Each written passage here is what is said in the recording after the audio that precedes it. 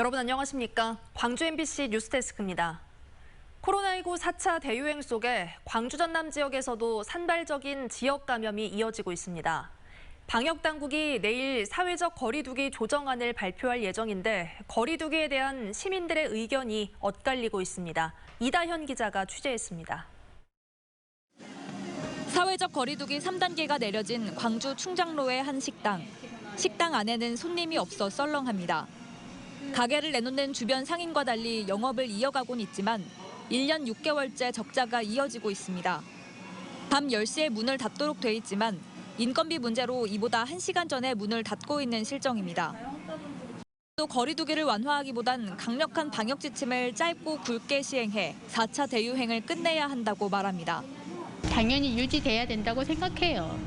제 생각에는 더 강화돼서 코로나가 빨리 끝났으면 좋겠어요. 휴가 없는 거리두기에 피로감을 호소하는 시민도 있었습니다. 실습 과목이 많은 학생은 2학기에도 비대면 수업을 해야 할 상황이라며 거리두기를 강화하기보다 백신 보급과 접종 속도를 높여 코로나에 대응해야 한다는 입장입니다. 숫자만 놓고 볼 때는 효과가 지금까지 없었다고 생각을 해요. 어떻게든 백신을 들여와야지 사태가 끝나지 않을까 하는 생각입니다. 정부가 내일 새로운 거리두기 조정안을 발표할 것으로 예상되는 가운데 광주시 방역당국도 오는 8일 끝나는 비수도권 사회적 거리두기 3단계에 대한 조정안을 새로 내야 합니다. 이런 상황에서 전국적인 4차 대유행이 계속되고 있고 광주에서도 경기 파주 확진자가 방문한 담양의 한 식당 직원이 확진되는 등 휴가철 타 지역 확진자를 통한 확산과 지역 내 산발적인 감염이 이어지고 있습니다.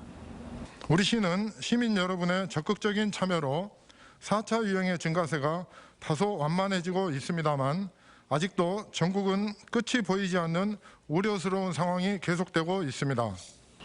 강화된 사회적 거리두기가 이어지며 시민들의 고통이 커지고 있는 반면 확산세는 줄어들 기미를 보이지 않고 있어 방역당국의 고민이 깊어지고 있습니다. MBC 뉴스 이다현입니다. 민주당 대선 경선 후보들이 원팀 협약식까지 맺으면서 네거티브 공방을 자제할 것을 약속했었죠.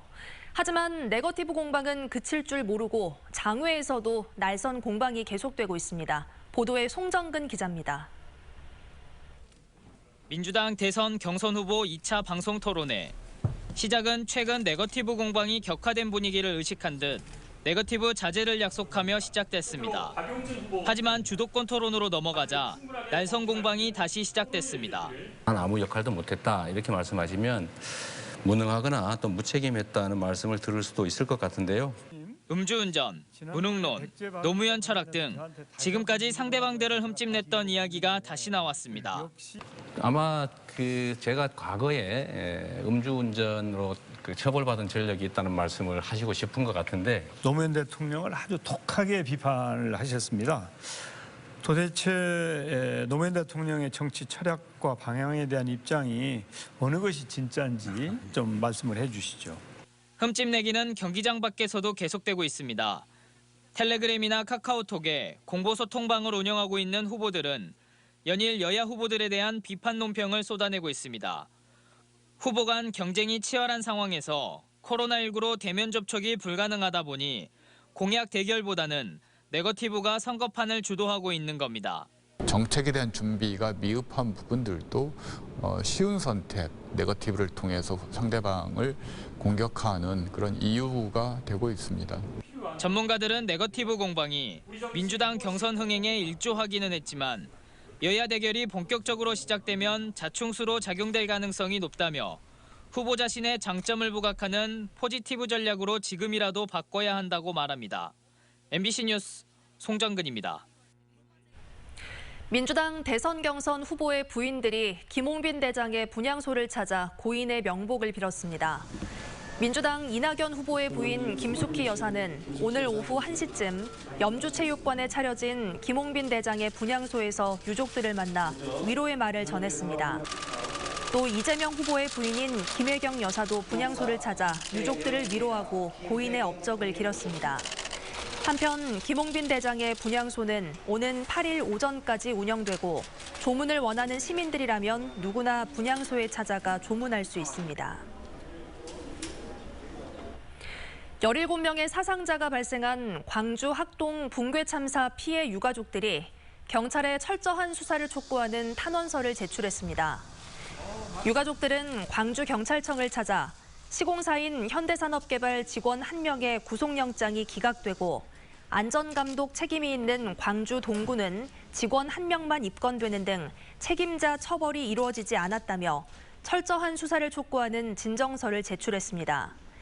특히 유가족과 피해자 측 법률 대리인은 불법 재하도급을 조직적으로 묵인한 정황과 입찰 비리 과정에서의 관리 감독 책임 등 구조적인 문제에 대한 수사도 촉구했습니다. 오늘 오후 1시 50분쯤 광주 북구 일곡동의 한 아파트 8층에서 불이 나 위아래 층에 살던 6명이 구조되고 주민 20명이 옥상으로 대피했습니다. 불은 출동한 소방대에 의해 28분 만에 꺼졌고 2명이 연기를 흡입하는 경상을 입었습니다. 경찰과 소방당국은 아무도 없는 문 잠긴 세대에서 불이 난 것을 토대로 정확한 경위를 조사하고 있습니다. 올해 치러지는 대학 수능시험에서는 점심시간에만 칸막이가 설치됩니다. 교육부는 지난해 아크릴 칸막이로 인해 불편했다는 수험생들의 의견을 참고해 올해 수능에서는 점심시간에만 종이 재질의 3면 칸막이를 설치하기로 했습니다. 또 자가격리자 가운데 유증상자, 격리 수험생을 위한 별도의 고사장을 마련하는 등 모든 수험생이 응시할 수 있도록 했습니다. 현재 진행되고 있는 수험생에 대한 백신 접종은 다음 달 중순까지 마무리하기로 했습니다. 학벌 없는 사회를 위한 시민 모임이 광주 예술중고교에 대해 사회적 배려 입학 전형을 신설해야 한다고 주장했습니다. 시민 모임은 최근 광주시 교육청이 승인한 입학 전형에 사회적 배려 전형은 없는 것으로 확인됐다며 사회의 경제적 약자의 입학도 성적으로 올가매는 건 아닌지 안타깝다며 이같이 주장했습니다. 또 사교육과 엘리트 중심의 영재교육 문제가 예술 분야에서 해소되지 않고 있다며 사회적 배려 대상자들의 기회를 늘리는 방향으로 전형을 개선해야 한다고 덧붙였습니다. 오늘 오전 8시쯤 여수시 묘도의 한 매립지 공사 현장에서 신호수로 작업에 참여했던 63살 A씨가 불도저에 깔려 병원에 옮겨졌지만 숨졌습니다. 경찰은 후진을 하던 불도저 운전기사가 신호수를 보지 못해 사고가 난 것으로 보고 정확한 경위를 조사하고 있습니다.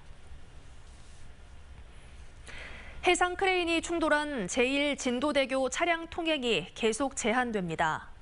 익산지방국토관리청은 전문가의 긴급 점검을 실시한 결과 교량 주요 부분에서 일부 손상이 확인됨에 따라 보수공사가 마무리될 때까지 제1진도대교 차량 통행을 계속 제한한다며 제2진도대교로 우회해달라고 당부했습니다.